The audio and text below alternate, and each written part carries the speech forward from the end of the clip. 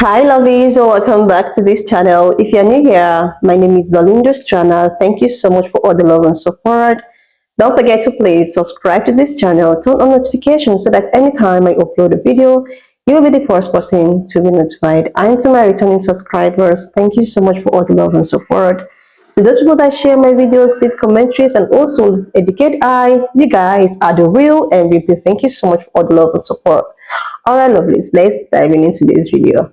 So lovely, I came across this video on my For You page on TikTok and I thought to share with you guys because I find it super educating and interactive one as that, where it's been said that Irish people actually became white because of so many criteria which I was able to put up in this video. I'm just going to roll the clip as well as some of other stitches I was able to put together. Please leave me your own thoughts in the comment section of what you think.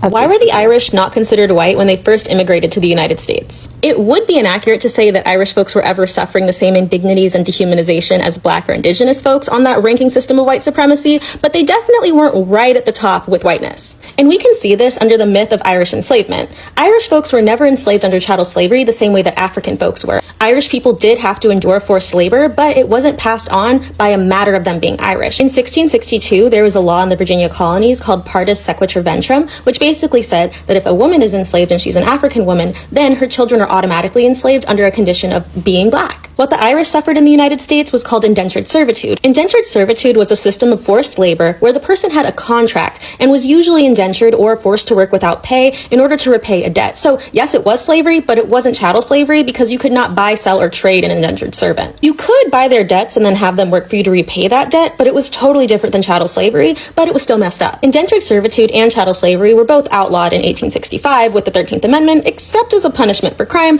which is a whole other conversation to be had. Both systems were horrible, but there's a little difference in the amount of oppression and the racialized context behind them. So when we say that Irish people were not white, what we're actually saying is that they didn't have the same privileges afforded by white supremacy that white Anglo-Saxon Protestants and other white peoples from Europe were afforded. Irish people in the United States faced ethnic, classist, religious, and xenophobic discrimination. That's true. But the way that Irish people were assimilated into whiteness or finally viewed as accepted into whiteness is a really interesting history too. It's also a little racist. Race is a construct or a human invention that was created to rank and differentiate and separate people based on our natural human differences. Natural human differences are real, like differences in our skin tone, hair texture, facial features, etc., but that's not what race is. Race is all of the politics and meaning associated and tied to those. As Dr. Dorothy Roberts says, race is a political category that has been disguised as a biological one. When you're categorized by the system that is race, you are racialized, and people have been racialized differently depending on what the politics and society that had been controlling our behavior needed at the time. Starting in around the 1840s, Irish people were subjected to similar racialization and stereotypes that Black people were, saying who was and wasn't desirable, who acted uncivilized, and other things of that nature that are incredibly racist. From the jump in the US, Irish folks were allowed to go to white-only spaces, were allowed to marry and have children with other white people,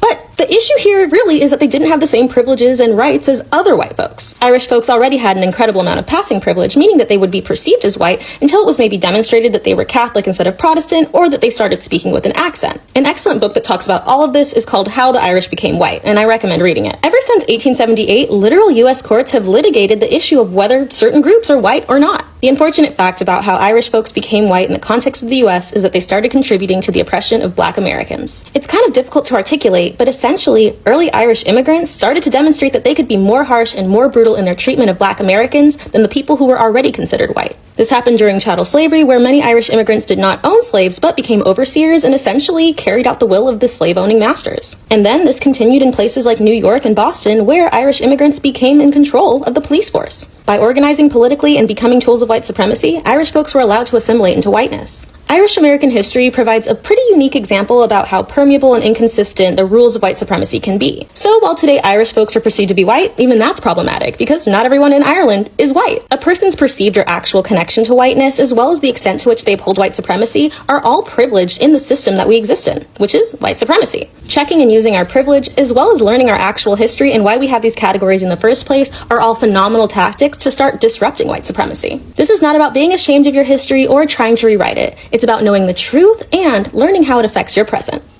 Is it possible that the group of people we typically refer to as the Black Irish, at least here in the United States, have darker hair and somewhat darker features because of Moorish slavers who raided Ireland. Now, this is an interesting theory, and to be honest, it's one that I've never really heard until now. And it is true that in the late 16th and 17th century, Barbary pirates, people that at the time would have been referred to as Moors, did indeed raid parts of Ireland, Cornwall, and even Iceland. But if we're going to discuss whether or not those raids could have had a significant impact on the Irish gene pool, there's some things we need to take into consideration. First of all, those raids were largely on ships already at sea. Now, there were indeed some raids on coastal towns, the most famous of which probably being Baltimore in Ireland, where a little over 100 of the residents were taken and sold into slavery, most of whom were actually English. But those raids were primarily for slaves, and women were prioritized as a target to be kidnapped over men. So if the young women in these communities were being taken and sold into slavery in places like Algiers, who exactly would have been left to spread those genes in Ireland? Second, when we talk about Moors, who are we talking about? Because there's a very, very common misconception that the word Moor only applies to black people, black Muslims in particular. The word Moor needs to be put into context because it has not always or really ever referred to only one specific race or ethnicity. At various points in time, it has referred to anyone that was black, whether they were Muslim or not, anyone who was Muslim, whether they were black or not, the Muslims in Spain, regardless of their particular ethnic background, Turks. So who are we talking about when we say the Moors? Well, when we talk about the Moorish sack of Baltimore, we're talking about a European Dutchman, because the Moor that sacked Baltimore was indeed a Dutchman that had converted to Islam, as were at least some of his crew. Now, he also would have had some Turks and other North Africans mixed in with that crew, but they were all considered Moorish. So again, who are we talking about when we say that the Moors are the reason that some Irish people have dark hair? This commenter says, why would mixed-race people or indigenous Americans label themselves as Black Irish to avoid racism if the Irish also experienced racism when they first came to the United States? Now, this is a valid question, but the answer is pretty simple. It is very true that Irish immigrants experienced discrimination when they first came to the United States, and it is true that they were not considered to be white for some time. But the discrimination that Irish immigrants faced in the United States was nothing compared to the systemic racism that black people and indigenous Americans experienced. In the case of mixed-race people with black ancestry, if they were able to pass themselves off as being Black Irish, or in other words, an Irish person with darker hair and darker features, then they could avoid not just racism in general from the general populace, but also discriminatory laws that were put in place in many states throughout the country, like the Black Codes, and then eventually segregation. In the case of indigenous Americans, if you could claim to be Black Irish, or more commonly, Black Dutch, and get away with it, well, then you could avoid being forced to move onto a reservation. It also meant that you could buy land that was designated as European only, which was a thing, and not have to worry about being removed from that land. So I hope that answers your question. Sleep well, and memento mori. You do realize the first people in the UK were black, right? Sorry, that's bollocks, mate. Do you not know Cheddar Man, the oldest skeleton to be found in the UK? Hello, my friend. So this is quite an interesting topic. The earliest human remains found in the British Isles go back around 10,000 years. See, around that time period, a community we refer to as the Western hunter-gatherers migrated from the mainland of Europe into the British Isles. From our understanding, their skin tone could be anywhere between olive to dark. There's evidence to suggest they had blue eyes despite having darker skin. Now, this is a modern reconstruction of Cheddar Man, the remains of a man who lived within the British Isles 10,000 years ago. But shortly after the Western hunter-gatherers entered the British Isles, there were other migrations, including the Anatolian farmers, and of course the early Indo-Europeans. We shall touch more upon them soon. Like, seriously, lovelies. It's just as if the more we keep on, checking for all of these historical articles and facts and all of that, the more the ones we are not actually looking for keep on popping up, and we keep learning and broadening our, knowledge. So yesterday, I posted a video concerning Irish people. That it says that Irish people were, the first Irish people that ever existed was actually black people, like of a black, how it is, with the blue eyes and all of that. That still proves that the first people that ever existed in the planet of Earth is actually, people of my own type of skin color. Like, they are the mother, like the first people that ever existed, even if some people still do not want to believe it, even if some people still, try as much as they can not to accept the reality of life. But it keeps on, giving proofs upon proofs to tell us that the first people that actually existed on planet Earth is actually, black people. And this, brought me to think, like, if it is actually, black people that first existed in this world, that means probably pan-colored people still came out from black people, just the way Jane Elliott talked about. There's this video that trended one time. If you know Jane Elliott, she's actually an activist, as in she's a pro, racist and all of that. She talked about how, white people came in existence. She talked about how everybody that existed on this earth before was actually people of the darker skin complexions and all of that. Then one thing led to the other.